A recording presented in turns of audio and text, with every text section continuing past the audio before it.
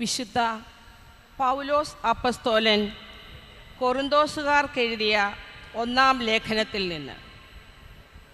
സഹോദരരെ, ഞാൻ സുവിശേഷം പ്രസംഗിക്കുന്നെങ്കിൽ അതിൽ എനിക്ക് അഹംഭാവത്തിന് വകയില്ല.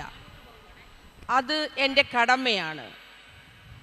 ഞാൻ സുവിശേഷം പ്രസംഗിക്കുന്നില്ലെങ്കിൽ എനിക്ക് ദുരിതം.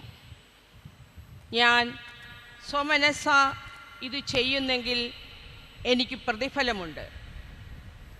അങ്ങനെയല്ലെങ്കിൽ മറ്റാരുടെയോ നിയോഗമനുസരിച്ചാണ് ചെയ്യുന്നത്. അപ്പോൾ എന്താണ് എൻ്റെ പ്രതിഫലം? സുവിശേഷം നൽകുന്ന അവകാശം പൂർണ്ണമായി ഉപയോഗിക്കാതെ പ്രതിഫലമെന്നിയെ സുവിശേഷം പ്രസംഗിക്കുന്നതിലുള്ള സംതൃപ്തി മാത്രം. ഞാൻ എല്ലാവരിലും സ്വതന്ത്രനാണെങ്കിലും വളരെ പേരെ നേടേണ്ടതിന് ഞാൻ എല്ലാവരുടെയും ദാസനായി തീർന്നിരിക്കുന്നു.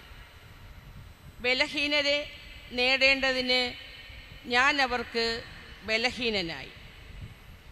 എല്ലാ പ്രകാരത്തിലും കുറേ പേരെ രക്ഷിക്കേണ്ടതിന് ഞാൻ എല്ലാവർക്കും എല്ലാമായി. സുവിശേഷത്തിൽ ഭാഗഭാക്കുവാകുന്നതിനായി സുവിശേഷത്തിന് വേണ്ടി ഞാൻ ഇവയെല്ലാം ചെയ്യുന്നു. കർത്താവിൻ്റെ വചനം. ദൈവത്തിൻ്റെ നാമത്തിൽ